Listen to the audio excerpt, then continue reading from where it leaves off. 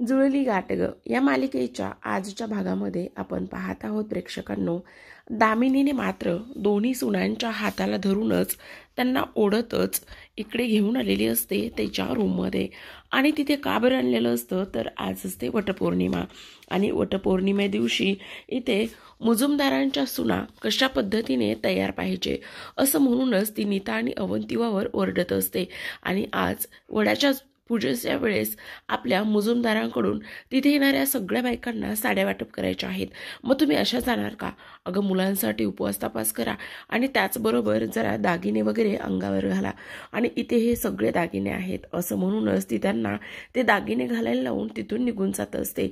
आता मात्र इथे नीता आणि अवंती दोघे एकमेकींना म्हणत असतात, हे दागिने नाहीत तर ह्या आपल्याला घातलेल्या बेड्या आहेत. त्यावर नीता म्हणत असते, हा तर मंगळसूत्र नाही तर हा साखळदंड आहे आणि आपल्याला तो जन्मभर सावरायचा आहे किंवा जपायचा आहे. तर इकडे मात्र दुसऱ्या बाजूला सावीने अनुराधाला छान असं तयार केलेलं असतं आणि अनुराधाच्या हातामध्ये साजेसं काळ्या मण्यातीलच मंगळसूत्र असतं, जे की ती आत्तापर्यंत जपून ठेवत आलेली असते. आणि तिच्या नवऱ्याची म्हणजेच की सावीच्या बाबांची आतुरतेने वाट पाहत असते. हा अलंकार किती सौभाग्याचं प्रतीक आहे, यासोबत किती भावना आणि आनंद जोडलेला आहे असं ती सावीला सांगत असते. सावीने मात्र मस्त तिच्या आईला तयार केलेलं असतं आणि दृष्ट लागू नये म्हणून काजळाचा टिका लावलेला असतो आणि त्यावर आता खरंच खूप सुंदर असं अनुराधाचं रूप उठून आलेलं असतं. आता ती अनुराधाला बाहेर घेऊन येते तर मात्र दीपा इथे आई चला लवकर म्हणून ओरडत असते. जेव्हा अनुराधाला ती समोर पाहते तेव्हा मात्र आई काय कमाल दिसताय तुम्ही, खरंच खूपच सुंदर दिसताय असं दीपा तिला म्हणत असते. आणि तेव्हा मात्र भाऊ उठून उभे राहतात आणि सुनेकडे पाहतच राहतात, कारण सुनेने जो विश्वास ठेवलेला असतो की मुलगा परत येणार आहे, म्हणजेच तिचा नवरा आणि भाऊरावांचा मुलगा परत येणार आहे, ही गोष्ट त्यांना खूप जास्त समाधान देऊन जात असते. आता मात्र इकडे ह्या वडाच्या झाडाकडे निघालेले असतात. तर आता धैर्य सुद्धा रेडी होऊन ऑफिसला चाललेला असतो. इरा त्याच्या पाठीमागे नाश्ता घेऊन आलेली असते. ती म्हणत असते, असं जायचं नाही, नाश्ता करून जा. त्यावर आता तो म्हणत असतो, नाही आम्हाला नाही नाश्ता करायचा आहे. ती म्हणत असते, काय उपवास धरला की काय तुम्ही? तेव्हा तो म्हणत असतो, तुम्हाला कसं कळलं मी उपवास धरलाय ते? तेव्हा आता ती बोलत असते, खरंच की काय तुम्ही खरंच उपवास धरलाय? आणि तेव्हा मात्र तो बोलत असतो, हो मी खरंच उपवास धरलेला आहे. आणि असं म्हणून तिला बाय करून तो जात असतो. आता मात्र इकडे इराला असं वाटत असतं की त्याने तिच्यासाठीच उपवास धरलेला आहे.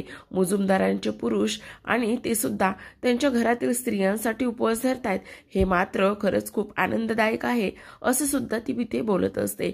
आता इकडे दामिनी, नीता आणि त्याचबरोबर अवंती वडाच्या झाडाच्या ठिकाणी पोहोचलेले असतात. तिथेच बाजूला एक मंदिर सुद्धा असतं.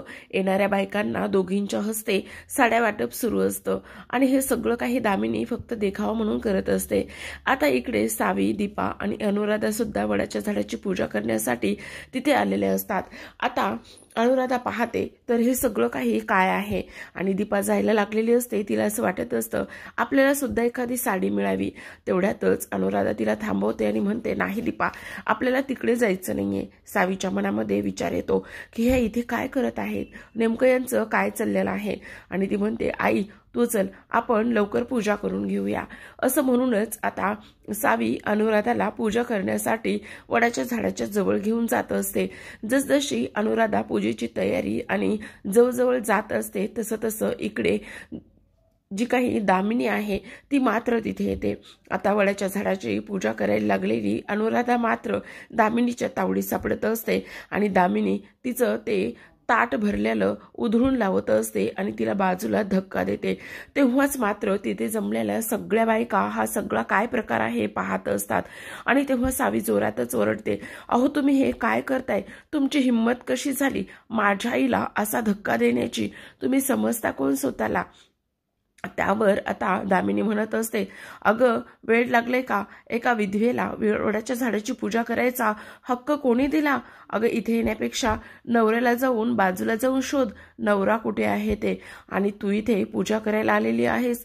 तेव्हा आता सावी भडकलेली असते. ती म्हणत असते, तोंड सांभाळून बोला, माझ्या आईचा विश्वास आहे आणि तुम्ही तिच्या विश्वासाला असं कोलमडून लावू शकत नाही. माझे बाबा जिवंत आहेत आणि त्यामुळेच ती ही पूजा करत आहे. तेव्हा मात्र इथे वडाला पूजायला आलेल्या सगळ्या बायका हा तमाशा पाहत असतात. दामिनी बोलत असते, अगं एवढं हे नटून थटून त्यापेक्षा इथे वडाला येण्यापेक्षा त्या नवऱ्याला शोधलंस तर बरं झालं असतं. अहो ऐकलं का बायकांनो, हिचा 4 ते 5 वर्ष झालं नवऱ्याचा पत्ता नाहीये आणि बघा कशी साडी घातलीये, दागिने घातलेत, त्याचबरोबर नथ घालून ही ते तयार झालेली आहे. काय म्हणायचं हिला? असं आता ती सगळं काही बोलत असते. आणि इकडे मात्र सावी म्हणत असते, पण तुम्ही माझ्या आईचा विश्वासाचा डळमळीच नाही काढू शकत आणि तुम्हाला हा अधिकार कोणी दिला हे सगळं काही बोलण्याचा. त्यावर आता दामिनी बोलत असते, अगं तुझा पाप कुठे आहे हे एकदा तुझ्या आईला तरी विचार. आणि त्याचबरोबर जो ह्या जगातच नाहीये त्याच्या नावाची पूजा करायचा काय संबंध? ही विधवा आहे, विधवा, आणि हिच्या विटाळलेल्या हाताने या वडाची पूजा तुम्ही बायकांनो करून घेणार का? असं म्हणता क्षणी मात्र आता अनुराधाच्या डोळ्यातून अश्रूंच्या धारा लागलेल्या असतात. एक एक शब्द तिच्या काळजाला भिडत असतो. इथे मात्र नीता आणि अवंती सुद्धा हे सगळं काही पाहत असतात. त्यांना सुद्धा हे सगळं ऐकून खूप त्रास होत असतो. तिथे जमलेल्या बायका म्हणत असतात, नाही नाही, आम्ही इथे हिच्या हातून ही पूजा झाली तरी ते वड पुजणार नाही. आणि त्याचबरोबर आता मात्र इथे दामिनी बोलत असते, हे सगळं काय चाललेलं आहे? हिला इथे थांबून नाही ठेवायचं, आत्ताच्या आत्ता हिला इथून हकला. असं म्हणूनच आता मात्र जी काही सावी आहे तिला मात्र प्रचंड राग येत असतो. आणि त्याचबरोबर ती बोलत असते, तुम्ही एक स्त्री असून या पद्धतीचं बोलत आहात, तुम्हाला शोभतं का हे सगळं काही बोलणं? त्याचबरोबर माझ्या आईचा विश्वास आहे की माझे बाबा जिवंत आहेत म्हणून, आणि तरीसुद्धा तुम्ही तिच्या विश्वासावर असं चिखलफेक आणि त्याचबरोबर ह्या सगळ्या काही आरोप का करत आहात? हे सगळं काही सावी बोलत असते. पण आता मात्र दामिनी काही केले ऐकत नसते. ती तेच म्हणत असते की इथे हिचा नवऱ्याचा पत्ता नाहीये आणि तू लागली तुझ्या आजोबांची भाषा इथे बोलायला. इकडे मात्र सगळ्या बायका बोलत असतात, अजिबात नाही, एका विधवेच्या हातून वडाची पूजा आणि त्यासोबतच वड पूजला जाऊ शकत नाही असं म्हणत असते. तर आता मात्र इथे ही अशी ऐकणारच नाही. आणि तेव्हा मात्र सावी म्हणत असते, मी पण पाहते कोण मला आणि माझ्या आईला इथे वडाची पूजा करण्यापासून अडवते. असं म्हणूनच सावी आता तिच्या आईला हाताला पकडत असते आणि तिच्या आईच्या हाताला पकडल्याच्या नंतर ती वडाजवळ तिला घेऊन जाण्याचा प्रयत्न करत असते. आणि तेव्हाच मात्र आता दामिनी सावीचा हात पकडते आणि तिला भरकन पाठीमागे ओढत असते. आणि तेवढ्याच याच्यामध्ये आता मात्र इथे अनुराधा खाली कोसळते आणि सावीला सुद्धा धक्का लागल्यामुळे ती सुद्धा खाली कोसळलेली असते.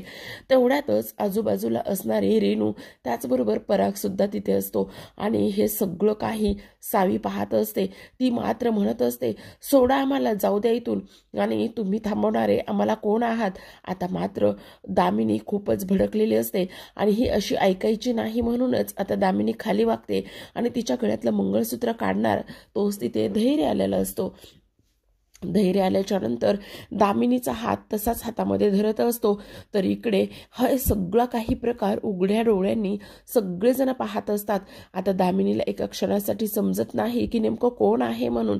आणि तेव्हाच अनुराधावर पाहते तर अनुराधाकडे पाहणारा जो काही धैर्य आहे त्याच्या डोळ्यामध्ये विश्वास असतो आणि मी आलेलो आहे, तुम्ही काळजी करू नका.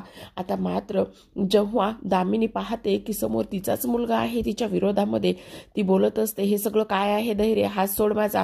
तेव्हा तो बोलत असतो, नाही आई, आता नाही, तुम्ही त्यांच्या विश्वासाला तडा का जाऊ देताय? आणि एक एका स्त्रीची वैरीण कशी असू शकते? त्याचसोबत सर्वात महत्वाची गोष्ट म्हणजे त्यांचा विश्वास आहे ना सावीचे बाबा जिवंत आहेत म्हणून. तर तुम्ही आणि मी हे ठरवणारं कोणीही नाही. आणि त्याचबरोबर तुम्ही असा त्यांचा अपमान करू शकत नाही. उलट त्यांच्या विश्वासाला तुम्ही आणखी खूप जास्त ताकद दिली पाहिजे आणि आधार दिला पाहिजे, पण हे करून तुम्ही चूक करत आहात. ही चूक मी तुम्हाला अजिबातच करू देणार नाही, असंच आता धैर्य बोललेला असतो. धैर्याचे हे वागणं मात्र इथे सावीला खूपच जास्त भावलेलं असतं. ती मात्र फक्त आणि फक्त इथे धैर्यकडेच पाहत असते. पण पुन्हा एकदा आता एक खूप मोठा गोंधळ इथे झालेला असतो. तो म्हणजेच की दामिनीच्या रागाला पुन्हा एकदा धैर्य सामोरे गेलेला असतो. तर पाहत रहा जुळली गाठ ग.